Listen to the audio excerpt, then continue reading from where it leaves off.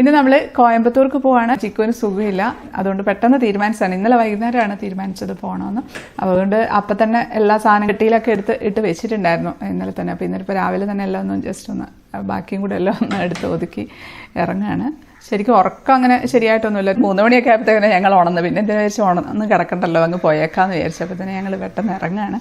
ഒരു 4-4:30 ആയി ഇറങ്ങാനായപ്പോഴത്തേക്കും എല്ലാം എടുത്തൊക്കെ വെച്ച് ഇറങ്ങുമ്പോഴത്തേക്കും ട്രാഫിക്കൊക്കെ ആവുന്നതിന് മുമ്പ് എറണാകുളം കടന്ന് കിട്ടിയിട്ടുണ്ടെങ്കിൽ വലിയ തിരക്കില്ലാതെ നമുക്ക് പെട്ടെന്ന് എത്താനായിട്ട് പറ്റും. അപ്പോൾ ശരിക്കും പറഞ്ഞാൽ ചിക്കുവിൻ്റെ മൂക്കിന് താഴെ ഒരു കുരു വന്നതാണ്. അപ്പോൾ ഞങ്ങളതൊരു സാധാരണ മുഖക്കുരു ആണല്ലോ എന്നുള്ള ഒരു ഇതിലായിരുന്നു ഇരുന്നത്. പക്ഷെ ഇപ്പോൾ 2-3 ദിവസമായിട്ട് അതങ്ങ് ഭയങ്കരമായിട്ട് അങ്ങ് അധികമായി.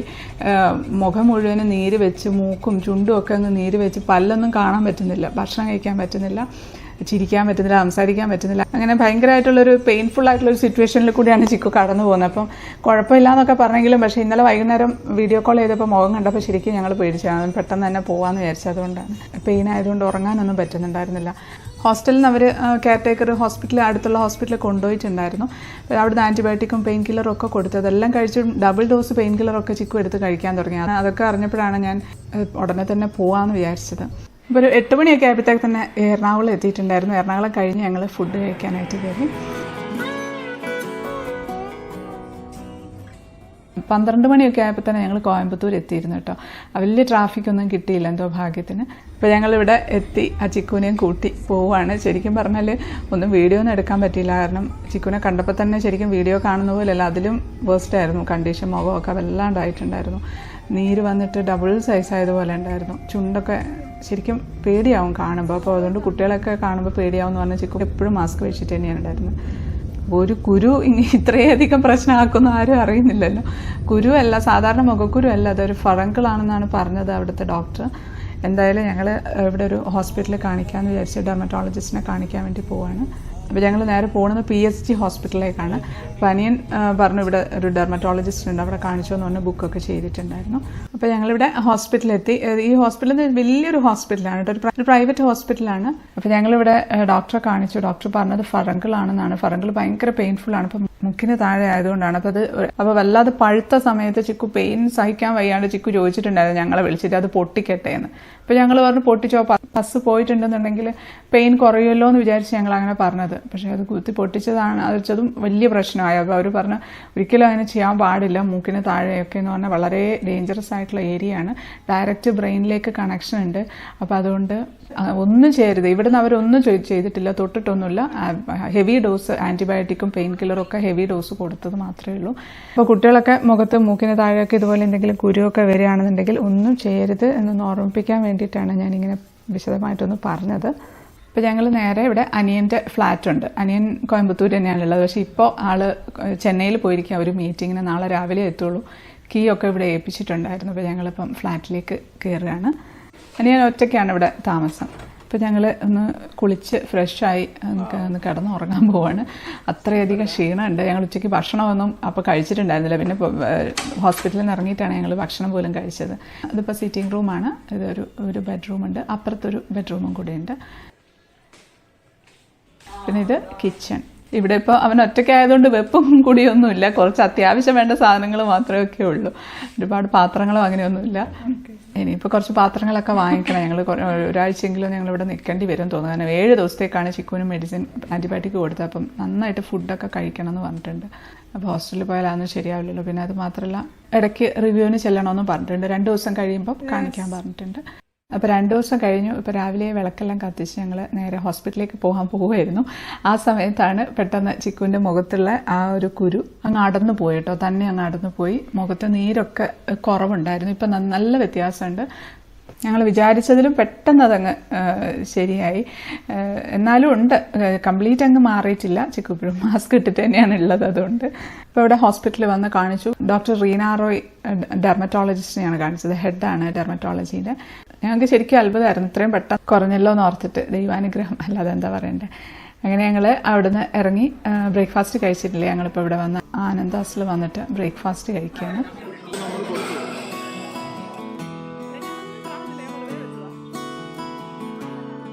ഇത് ഫുഡൊക്കെ കഴിച്ച് അനിയൻ ഓഫീസിലേക്ക് പോയി. ഞങ്ങളിവിടെ അടുത്തുള്ളൊരു ഫൺ മാളിൽ കയറിയതാണ്. ചുമ്മാ ഒന്ന് കറങ്ങാമെന്ന് വിചാരിച്ചു. ചിക്കു കുറേ ദിവസമായാലും ഇങ്ങനെ കുറച്ച് വിഷമിച്ചൊക്കെ ഇരിക്കുന്നു. അപ്പോൾ പിന്നെ അതുകൊണ്ട് ഡ്രസ്സൊക്കെ ഒന്ന് നോക്കാൻ വേണ്ടി കയറിയാന്ന്.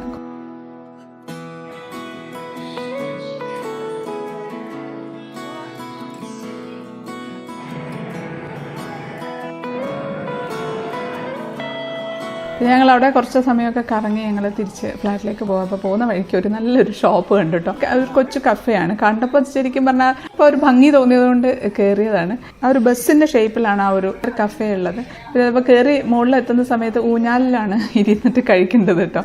ആരുമില്ല. ഇപ്പോൾ ഞങ്ങൾ വെച്ചാൽ വന്ന സമയം എന്ന് പറയുന്നത് ഈ ഒരു ഉച്ച സമയമല്ലേ, അപ്പോൾ അതുകൊണ്ടായിരിക്കും. ഒരു പ്രത്യേക രീതിയിൽ ഡിസൈൻ ചെയ്തിട്ടുള്ള ഒരു കഫേ. കുട്ടികളൊക്കെ വന്നിട്ടുണ്ടെങ്കിൽ ഭയങ്കര രസമായിരിക്കും. കാരണം വെച്ചാൽ ആ ഒരു രീതിയിലാണ് അവരത് അറേഞ്ച് ചെയ്തിട്ടുള്ളത്. പിന്നെ നോക്കിയപ്പോഴാണ് കണ്ടത് അപ്പുറത്തെ സീറ്റുണ്ട്. ആ സീറ്റ് എന്ന് പറയുന്നത് ബസ്സിൻ്റെ സീറ്റ് തന്നെയാണ്. അപ്പം മനസ്സിലായി ബസ് പൊളിച്ചിട്ടുണ്ടാക്കിയ പരിപാടിയാണ് ഇതെല്ലാം. പക്ഷെ എന്തായാലും നല്ല ഭംഗിയാക്കി ചെയ്തിട്ടുണ്ട്. പിന്നെ ഞങ്ങൾ വിചാരിച്ചത് ഇവിടെ ബസ്സിൻ്റെ സീറ്റിൽ ഇരുന്ന് നോക്കാമെന്ന് വിചാരിച്ച്. കുഴപ്പമൊന്നുമില്ല, ഇരിക്കാനൊന്നും കുഴപ്പമൊന്നുമില്ല, നല്ലത് തന്നെയാണ്. അപ്പോൾ ഞങ്ങൾ അവിടുന്ന് ഷെയ്ക്ക് വാങ്ങിച്ചു. പിന്നെ ബെൽജിയം വേഫിൾസും വാങ്ങിച്ചിട്ടുണ്ടായിരുന്നു കേട്ടോ. ഫുഡ് അത്രയ്ക്ക് അങ്ങോട്ട് ഭയങ്കര നല്ലതെന്ന് പറയാൻ ഇല്ല. ശരിക്കും ഫുഡും കൂടെ നല്ലതായിരുന്നെങ്കിൽ നല്ല അടിപൊളിയായേനെ.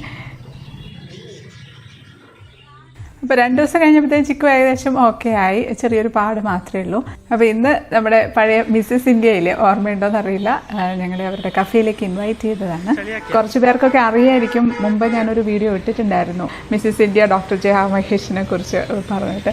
അന്ന് നമുക്ക് ഇവർ വലിയൊരു ട്രീറ്റൊക്കെ തന്നിട്ടുണ്ടായിരുന്നു. അപ്പോൾ ഇപ്രാവശ്യം ഞങ്ങളിവിടെ വന്നു എന്നറിഞ്ഞപ്പോൾ ഇൻവൈറ്റ് ചെയ്തതാണ്, ഇങ്ങോട്ട് വരണമെന്ന് പറഞ്ഞിട്ട്. അപ്പോൾ ഞങ്ങളിവിടെ എത്തിയപ്പോഴത്തേക്ക് ഇവരെല്ലാവരും നമ്മളെ വെയിറ്റ് ചെയ്ത് ഇരിക്കുകയായിരുന്നു. അപ്പോൾ ശരിക്കും ചർമ്മം കണ്ടാൽ പ്രായം തോന്നുകയില്ല എന്ന് പറയുന്ന ആ ഒരു കാര്യം ഇവരെക്കുറിച്ചാണോ എന്ന് തന്നെ തോന്നിപ്പോകും. ഇവർ കണ്ടാൽ ഒരു 18കാരിയാണെന്നേ പറയുള്ളൂ, അതിൻ്റെ മേലെ പറയുകയില്ല. അന്ന് കണ്ടതിലും കൂടെ ചെറുപ്പമായതുപോലെ തോന്നുന്നുണ്ട്. യഥാർത്ഥത്തിലുള്ള ഏജ് പഴയ വീഡിയോ കണ്ടവർക്ക് അറിയായിരിക്കും. അത് ഞാനിപ്പോൾ പറയുന്നില്ല. അതിപ്പം ആ വീഡിയോ കാണാത്തവർക്ക് വേണമെങ്കിൽ ജസ്റ്റ് ഒന്ന് ഗസ് ചെയ്യാം കേട്ടോ. ചുമ്മാ ഒരു രസം. എനിക്ക് യെസ് ഓർ നോ പറയാലോ. ഇത് ഈ റോളിംഗ് ഡോ കഫേയുടെ എല്ലാം ഫുഡ് കൺസൾട്ടൻ്റ് ആണ്. അപ്പോൾ ഞങ്ങൾ മതിനൊന്ന് അറിഞ്ഞപ്പോൾ പരിചയപ്പെടാൻ വേണ്ടി വന്നതാണ്. മലയാളിയാണ്. അപ്പോൾ ഇത് ഇവരുടെ കഫേയാണ്, റോളിംഗ് ഡോ കഫേ എന്നാണ് പേര്. ഇപ്പം കഴിഞ്ഞ പ്രാവശ്യം വേറൊരു കഫേ ആയിരുന്നു, അതും റോളിംഗ് ഡോ കഫേ ഇവരുടെ തന്നെയാണ്. ഇപ്പോൾ കോയമ്പത്തൂർ 3 റോളിംഗ് ഡോ കഫേസ് ഉണ്ട് ഇവർക്ക്. പിന്നെ ബാംഗ്ലൂർ ഒരു റോളിംഗ് ഡോ കഫേ ഉണ്ട്. അങ്ങനെ മൊത്തം 4 കഫേയുടെ ഓണറാണ്. അപ്പോൾ ഈ ബ്ലാക്ക് ഡ്രസ്സ് ഇട്ടത് ജയാജിയുടെ മോളാണ്, സഞ്ജു ആണ് ഈ കഫേയെല്ലാം നോക്കി നടത്തുന്നത്. അപ്പോൾ ഞങ്ങൾ വന്നപ്പോൾ തന്നെ ഞങ്ങൾക്ക് മെനു ഒക്കെ എടുത്തത് എന്താണ് വേണ്ടതെന്ന് ഓർഡർ ചെയ്യണം എന്ന് പറഞ്ഞിട്ട്. പക്ഷേ നമുക്ക് ട്രീറ്റ് തരുന്നതല്ലേ, അപ്പോൾ പിന്നെ അവരോട് തന്നെ ഡിസൈഡ് ചെയ്തോളാൻ പറഞ്ഞു. ശരിക്കും നല്ലൊരു ആംബിയൻസ് ആണ് കേട്ടോ. ഒരു നല്ല ലൈറ്റുകളൊക്കെ നല്ല ഭംഗിയുണ്ട് കാണാനായിട്ട്. നല്ലൊരു ആംബിയൻസ് ആണ്. മുമ്പ് പോയിട്ടുണ്ടായിരുന്ന റോളിംഗ് ഡോ കഫേ ആണെങ്കിലും അതിന് വേറൊരു ആംബിയൻസാണ്. ഒരു ഓപ്പൺ ടെറസിലായിരുന്നു അത്. ഇപ്പോൾ ഫസ്റ്റ് സൂപ്പ് കൊണ്ടുവന്നിട്ടുണ്ടായിരുന്നു, ഒരു ഗ്രീൻ കളറിലുള്ളൊരു സൂപ്പ്. അതിന് ഗാർലിക് ബ്രെഡ് ഉണ്ടായിരുന്നു കേട്ടോ. നല്ല ടേസ്റ്റി ആയിരുന്നു ഗാർലിക് ബ്രെഡ്. ഒരു പ്രത്യേക ടേസ്റ്റ്, വേറെ എവിടുന്ന് ഞാൻ കഴിച്ചിട്ടില്ല ആ ഒരു ടേസ്റ്റിൽ ഗാർലിക് ബ്രെഡ്. പിന്നെ ഇത് അടുത്ത സൂപ്പ് വന്നു, പ്രോൺ സൂപ്പ്. പ്രോണൊക്കെ കൂടെ ഒരു കമ്പിൽ കുത്തിയിട്ടൊക്കെ അതിൻ്റെ മുകളിലൊക്കെ വെച്ചിട്ടുണ്ട് നല്ല ഭംഗിയായിട്ട്. നല്ല ടേസ്റ്റ് ആയിരുന്നു കേട്ടോ. ആ പ്രോൺസ് കൂടെ കൂട്ടിയിട്ട് ആ സൂപ്പ് കഴിക്കണം. അതായത് പ്രോൺ ചിരി കടിക്കുക, സൂപ്പ് കുടിക്കുക, അതൊരു പ്രത്യേക ടേസ്റ്റാണ്. പിന്നെ പംകിൻ സൂപ്പ് ഉണ്ടായിരുന്നു. എനിക്ക് പക്ഷേ പംകിൻ സൂപ്പ് അത്ര ഇഷ്ടപ്പെടില്ല എന്നൊക്കെ വെച്ചു. എന്നാലും പംകിൻ ആണെന്നൊന്നും പറയില്ല കേട്ടോ, നല്ലൊരു സൂപ്പായിരുന്നു. അപ്പോൾ അതടുത്ത് സ്റ്റാർട്ടറായിട്ട് ഫിഷ് ഫിംഗർ വന്നിട്ടുണ്ടായിരുന്നു. ഫിഷ് ഫിംഗറിന് മയോണൈസും ഒരു സ്പെഷ്യൽ ചട്നി പോലെ നല്ലതായിട്ടുള്ളത്. ഒരു പ്രത്യേക ടേസ്റ്റുള്ള ഒരു ചട്നിയാണ്. നല്ല ടേസ്റ്റ് ഉണ്ടായിരുന്നു കഴിക്കാനായിട്ട്. പിന്നെ ഇതിന് കൂടെയുള്ള സലാഡൊക്കെ ആണെങ്കിലും ഒരു പ്രത്യേക ടേസ്റ്റ് ഉണ്ട് കഴിക്കാനായിട്ട്. അപ്പോൾ അതൊക്കെ കഴിയുന്നതിന് മുമ്പ് തന്നെ അടുത്ത ഒരു ഐറ്റമായിട്ട് ഇങ്ങനെ വന്നുകൊണ്ടിരിക്കുന്നുണ്ട്. Stuffed pitta ബ്രെഡാണിത്. ശരിക്കും ഇതിൻ്റെ ഉള്ളിൽ ലെറ്റൂസും മയോണൈസും ഒക്കെ കൂടെയുള്ള ഒരു ഫില്ലിംഗ് ഉണ്ട് ഇതിൻ്റെ ഉള്ളിൽ. നല്ല ടേസ്റ്റ് ഉണ്ടായിരുന്നു കേട്ടോ. അത് വെറുതെ കഴിക്കാൻ തന്നെ നല്ല ടേസ്റ്റാണ്. അപ്പോൾ ഇതാ അടുത്ത ഐറ്റം വന്നു. ചിക്കൻ സാത്തേ എന്നാണ് പറഞ്ഞത് കേട്ടോ. ഞാൻ ആദ്യമായിട്ട് കേൾക്കാണ് സംഭവം. നല്ല ഭംഗിയുണ്ട് കാണാനായിട്ട്. പീനട്ട് സോസും ആണ് കൂടെ ഉള്ളത്. ശരിക്കും പറഞ്ഞാൽ നല്ല ഹണി ഗ്ലേസ്ഡ് ചിക്കനൊക്കെ പോലെ ഉണ്ട് കാണാനായിട്ട്. അപ്പോൾ ഇതാ ജയാജിയുടെ ഹസ്ബൻഡ് വന്നിട്ടുണ്ട്, മഹേഷ് ജി ആണ്. അദ്ദേഹം ബിസിനസ്മാനാണ്. അദ്ദേഹം കുറേ നേരം ഞങ്ങളോട് ഇങ്ങനെ സംസാരിച്ചു.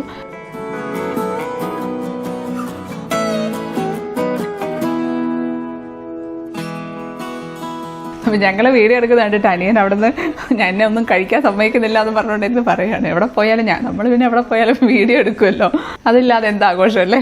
അപ്പം അങ്ങനെ എടുക്കുന്നതുകൊണ്ടാണ് ഇപ്പം പിന്നെ എടുത്ത് കാണുമ്പോൾ നല്ലൊരു രസമാണ്. ഇപ്പം യൂട്യൂബിൽ ഇടാനാണെങ്കിലും അല്ലെങ്കിലും ഞങ്ങളിപ്പോൾ എപ്പോഴും എല്ലാ പോകുന്നതൊക്കെ വീഡിയോ എടുക്കാറുണ്ട്. ചിലത് വീഡിയോ ഇടാറില്ല, ചിലത് വീഡിയോ ഇടും. പിന്നെ നാനും മട്ടൻ കീമി റൈസും ആയിരുന്നു ഉണ്ടായിരുന്നത്. അത് നല്ല ടേസ്റ്റ് ഉണ്ടായിരുന്നു കേട്ടോ. പിന്നെ അത് അതിൻ്റെ ഇടയിൽ കൂടെ മഷ്റൂം ബോൾസ് വന്നിട്ടുണ്ട്. മഷ്റൂം ബോൾസ് ശരിക്കും മഷ്റൂം എനിക്ക് വലിയൊരു താല്പര്യമൊന്നുമില്ല, എങ്കിലും ഞാനൊന്ന് ടേസ്റ്റ് ചെയ്ത് നോക്കി. എങ്ങനെ ഇഷ്ടമില്ലെങ്കിലും ഒന്ന് ടേസ്റ്റ് ചെയ്ത് നോക്കാറുണ്ട്. പക്ഷെ അത് അടിപൊളിയായിരുന്നു കേട്ടോ. അത് നല്ല ക്രിസ്പി ആയിട്ടുള്ള മഷ്റൂം ബോൾസ് ആയിരുന്നു. സൈഡായിട്ട് മയോണൈസ് ആയിരുന്നു വരുന്നത്. ശരിക്കും പറഞ്ഞാൽ ഞങ്ങൾക്കൊന്നും കഴിക്കാൻ പറ്റുന്നില്ല. വയറ് നിറഞ്ഞു, ഇപ്പം തന്നെ വയറ് നിറഞ്ഞു, അത്രയും അധികം ഫുള്ളായിട്ടുണ്ട്. പിന്നെ ഓരോന്ന് കൊണ്ടുവരാം. ഞങ്ങൾ മതി എന്ന് പറഞ്ഞുകൊണ്ടിരിക്കുന്നുണ്ട്. അപ്പോൾ ഇത് അടുത്ത ട്രസ്ലെച്ചസ് വന്നു, നമ്മുടെ സ്പെഷ്യൽ ഐറ്റം. നല്ല ഭംഗിയിൽ ഡെക്കറേറ്റ് ഒക്കെ ചെയ്ത് നല്ല രസമുണ്ട് കാണാനായിട്ട്. ആപ്പിൾ കൊണ്ടൊക്കെ ഡെക്കറേറ്റ് ചെയ്ത് വെച്ചിട്ടുണ്ട്. അത് ശരിക്കും ഒരു അറ്റാക്ക് തന്നെയായിരുന്നു കേട്ടോ. നല്ല ടേസ്റ്റ് ആയിരുന്നു, അടിപൊളിയായിരുന്നു.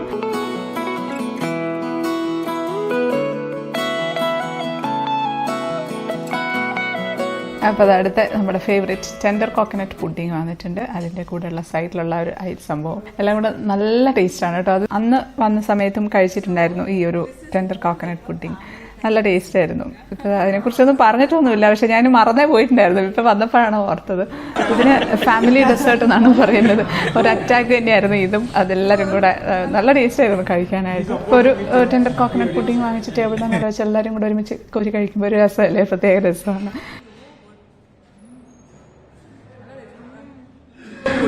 Combination of both the two is so nice, no? Yeah.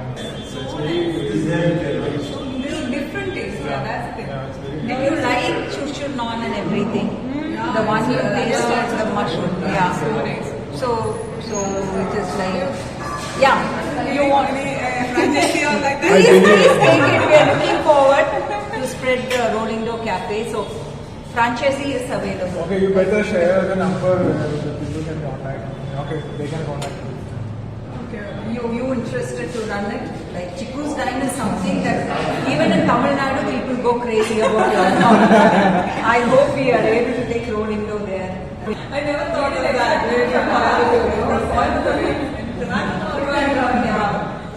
ശരിക്കും ഭയങ്കര ഡിഫറെൻറ്റ് ടേസ്റ്റാണ് കേട്ടോ ഈ ഒരു ഫുഡിന്. എല്ലാത്തിനും ആണെങ്കിലും അതിൻ്റേതായിട്ടൊരു സിഗ്നേച്ചർ ടേസ്റ്റ് ഉണ്ട്.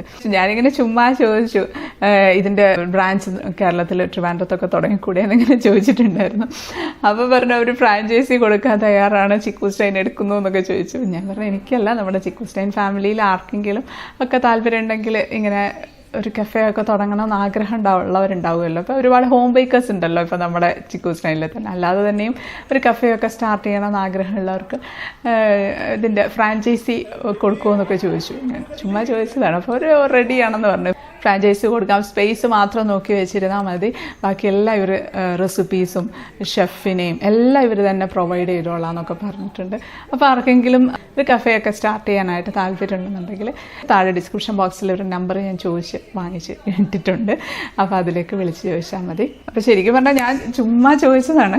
അപ്പോൾ നമ്മളിപ്പോൾ ചിക്കൂസ് ഡൈനിലെ വീഡിയോയിൽ പല ബിസിനസ്സിനെ കുറിച്ചൊക്കെ പറഞ്ഞിട്ട്, കേക്ക് ബിസിനസ് സ്റ്റാർട്ട് ചെയ്യുന്നതിനും പിസ്സ ബിസിനസ് അങ്ങനെയൊക്കെ പറഞ്ഞിട്ടുണ്ടല്ലോ. ഞാൻ ചുമ്മാ ചെറിയ കാര്യങ്ങൾ പറഞ്ഞത്. അപ്പോൾ ഇത്രയും വലിയൊരു കാര്യം ഞാനിങ്ങനെ ജസ്റ്റ് ഒന്ന് ചോദിച്ചപ്പോൾ അവർ ഓക്കെ റെഡിയാണെന്ന് പറഞ്ഞപ്പോൾ ഒരുപാട് സന്തോഷം. നല്ലൊരു ബിസിനസ് പ്രൊപ്പോസലായിട്ട് എനിക്ക് തോന്നുന്നുണ്ട്. ആർക്കെങ്കിലും താല്പര്യം ഉണ്ടെങ്കിൽ കോൺടാക്ട് ചെയ്താൽ മതി.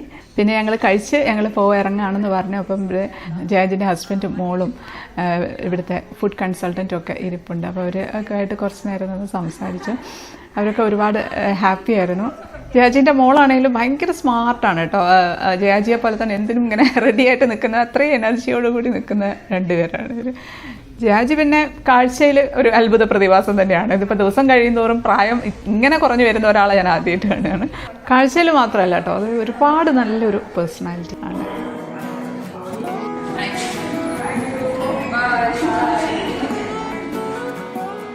അപ്പോൾ ഞങ്ങൾ അവിടെ നിന്ന് ഇറങ്ങി നേരെ ഫ്ലാറ്റിൽ പോയി കുറച്ച് സമയം റെസ്റ്റൊക്കെ എടുത്ത് രാത്രി ഒരു ഫിലിമിന് ബുക്ക് ചെയ്തിട്ടുണ്ടായിരുന്നു. മലയാളം ഫിലിമിനെയാണ് ഇവിടെ കളിക്കുന്നത്. പൃഥ്വിരാജിൻ്റെ കടുവ കാണാനായിട്ട് പോവുകയാണ്. ചിക്കുൻ എന്തായാലും നല്ല ഹാപ്പിയായി, നല്ല എൻജോയ് ചെയ്യുന്നുണ്ട്. കുറച്ച് ദിവസം അവൾ കഷ്ടപ്പെട്ട് വിഷമിച്ചതിൻ്റെ ഒക്കെ മാക്സിമം അടിച്ച് തകർക്കുന്നുണ്ട്. ശരിക്കും ഇത്രയധികം വിഷമിച്ചിട്ടുണ്ടായിരുന്നു എന്നുള്ളത് ഞങ്ങളിവിടെ വന്നിട്ടാണ് അറിയുന്നത്. രാത്രിയൊക്കെ വേദന കൊണ്ടിരുന്ന് കരയുമായിരുന്നു, ഉറങ്ങാൻ പറ്റില്ലായിരുന്നു. 2 മണിയൊക്കെ ഇങ്ങനെ ഇരുന്നിട്ട് കരച്ചിൽ തന്നെയായിരുന്നു എന്ന് പറഞ്ഞു. അതൊക്കെ ഇവിടെ വന്നിട്ടാണ് പറയുന്നത്. ഫോൺ ചെയ്യുമ്പോൾ ഒന്നും പറയില്ലായിരുന്നു, കുഴപ്പമൊന്നുമില്ല എന്ന് പറയും. പക്ഷെ ഇവിടെ വന്ന് കണ്ടു കഴിഞ്ഞപ്പോഴാണ് പറയുന്നത് ഇതൊക്കെ. അപ്പം ഇനി നമ്മൾ സിനിമയ്ക്ക് കയറട്ടെ. അതിനു മുമ്പ് ഒരു കൊച്ചു കാര്യം. കഴിഞ്ഞ വ്ളോഗിൽ അമ്മയെ ഞങ്ങൾ നാട്ടിൽ കൊണ്ടാക്കിയ ഒരു വ്ളോഗ് ഇട്ടിട്ടുണ്ടായിരുന്നല്ലോ. അതിൽ വന്ന ഒരു കമൻറ്റാണ്, ഈ പ്രായത്തിലും ഇങ്ങനത്തെ ഡ്രസ്സൊക്കെ ഇടാമോ എന്ന്. അതെന്നെ കളിയാക്കി ചോദിച്ചതാണോ എന്നൊന്നും അറിയില്ല. എന്തായാലും ഒരു സംശയം ചോദിച്ചതായിട്ട് ഞാനങ്ങ് എടുക്കുകയാണ്. അതിൽ എനിക്ക് പറയാനുള്ളത് എന്താണെന്ന് വെച്ചാൽ, ഏത് പ്രായത്തിലും ഏത് ഡ്രസ്സ് ഇടാം. അതിൽ നമ്മൾ കംഫർട്ടബിൾ ആണെന്നുണ്ടെങ്കിൽ, അത് നമുക്ക് സന്തോഷം തരുന്നുണ്ട് എന്നുണ്ടെങ്കിൽ എന്താണ് അതിന് തെറ്റ്? നമ്മളൊക്കെ ഈ ഒരു ഭൂമിയിൽ വളരെ കുറച്ച് കാലത്തേക്ക് മാത്രം വന്നു പോകുന്നവരല്ലേ. അപ്പോൾ ഈ ഒരു കാലയളവിൽ അവരെന്ത് വിചാരിക്കും, ഇവരെന്ത് വിചാരിക്കും എന്നൊക്കെ കരുതി നമ്മുടെ ഇഷ്ടങ്ങൾ നമ്മൾ വേണ്ടാന്ന് വെക്കരുത്. ഇപ്പോൾ ഡ്രസ്സിൻ്റെ കാര്യം മാത്രമല്ല, നമുക്ക് സന്തോഷം തരുന്ന എന്ത് കാര്യമായാലും, അത് എത്ര ചെറിയ കാര്യമായാലും അത് ചെയ്യാൻ ഒട്ടും മടി കാണിക്കരുത്. അത് മാത്രമാണ് ഈ ഒരു ജീവിതത്തിൽ നമ്മൾ നമുക്ക് കൊടുക്കുന്ന ഏറ്റവും വലിയ സമ്മാനം. അതുകൊണ്ട് ഇന്ന് നമ്മളെ സന്തോഷിപ്പിക്കുന്ന, നമുക്ക് സന്തോഷം കൊടുക്കാൻ കഴിയുന്ന എന്തെങ്കിലും ഒരു കാര്യം നമുക്ക് ചെയ്യാം. അത് ചെറുതോ വലുതോ എന്നൊന്നുമില്ല, എന്തെങ്കിലും ഒരു കാര്യം നമുക്ക് ചെയ്യാം. നമ്മളെ സന്തോഷിപ്പിക്കാൻ നമുക്ക് മാത്രമല്ലേ കഴിയുള്ളൂ. So stay happy, stay positive. By.